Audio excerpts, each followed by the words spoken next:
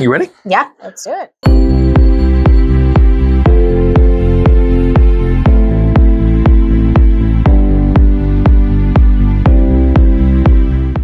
Martin Davis, the editor-in-chief of the Fredericksburg Advance, and I'm here today at the Fredericksburg Area Association of Realtors, as you can see from the wonderful screen here in the back, with Dr. Jessica Lautz. Dr. Lautz was giving a marvelous presentation today about national trends in home buying, and then there was a marvelous panel discussion about bringing it down to scale here locally in Virginia, which is sort of an unusual market. And I'm wondering, Jessica, if we could start there and just talk a little bit about what was different about this area as opposed to the country as a whole. Fredericksburg has a few unique attributes. One, you're halfway between the state capital and the nation's capital.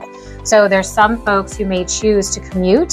Certainly affordability conditions in DC proper, Northern Virginia have been so tough that some people have chosen Fredericksburg as a place to move to, but you're also a college town.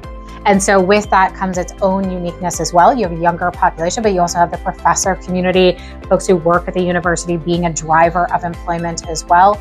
So I think within those two unique spaces creates Fredericksburg, which is, I think, a strong community. And from what I heard, becoming a slightly more balanced market from the panel too. Let's talk about nationally what's going on. One of the things that caught my ear in your presentation, some of the misinformation that's going on out there, you pointed to that. Could you talk about some of the headlines that people may be seeing and the reality behind the data underneath it? There's a lot of Chicken Little, the sky is falling right now. And when we actually look at the data, we just don't see that. And so when we look at the data, we can see that yes, homes are staying on the market for a little bit longer, but what that means is that buyers have an opportunity to actually look at the home, to have negotiations with the sellers. When we look at sellers today, we see that homes are staying on the market for a little bit longer than 30 days here locally. And that means that they likely will receive the asking price if the home is priced competitively. Some of that misinformation is that perhaps home prices are falling completely. We just don't see that. And especially in your local area, we see a lot of stability actually from last year. Nationally, we expect that home prices would rise over the course of this year. What about people walking away from contracts? That's another talking point that we hear.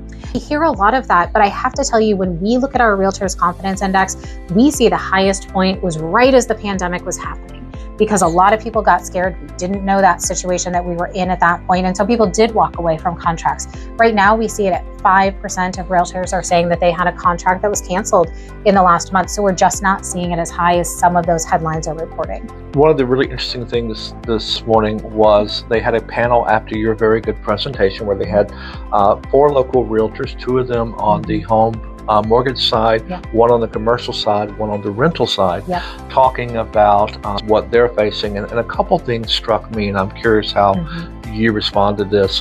One was, her name is Tamara, who said that what really grabs her is they're having to educate buyers and educate sellers again. But when my family moved to this region in 2000, and my wife and I went to buy our home, I mean, it was the Wild West. We could get qualified for numbers that I knew we couldn't afford. Crazy bidding wars. It was a different world.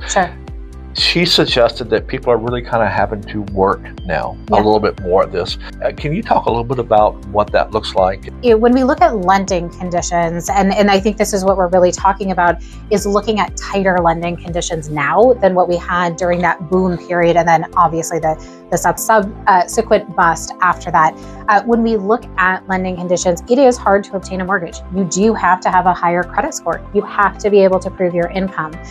During that boom period, we actually saw cats that were qualifying for mortgages.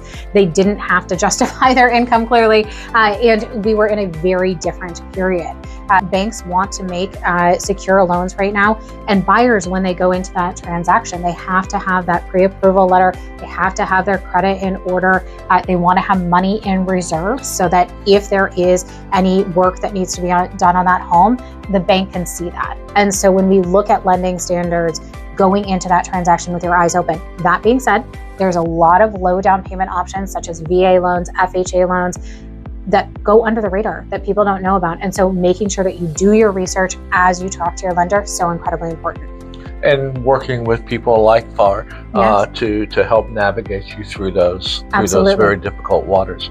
There was a very fascinating discussion by a gentleman named Don. One of the things that I heard him say that really piqued my interest. I hear people who are struggling to rent talk about the high cost of getting in, and he recognized that. Right. But the flip side of that is that if you look at it in the aggregate right now, people who are going into rent are less well positioned to do that. Right. And so the trade-off that kind of gets made is if your credit score isn't quite what it should be, more cash up front can mitigate some of those circumstances. There is legislation now to kind of cut that.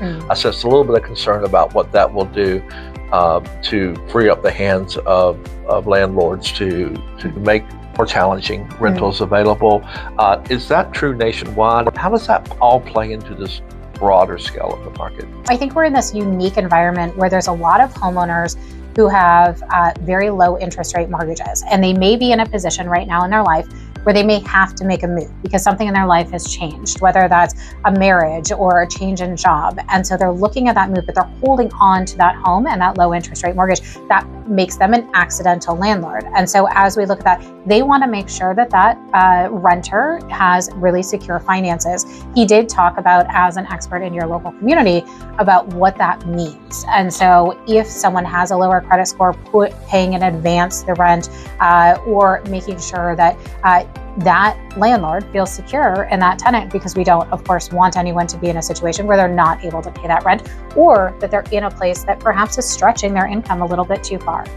Jessica, thanks so much for taking a few minutes with us today. Read more about this at the Fredericksburg Advance, FXBG Advance.com, and we hope you have a great day. Thank you.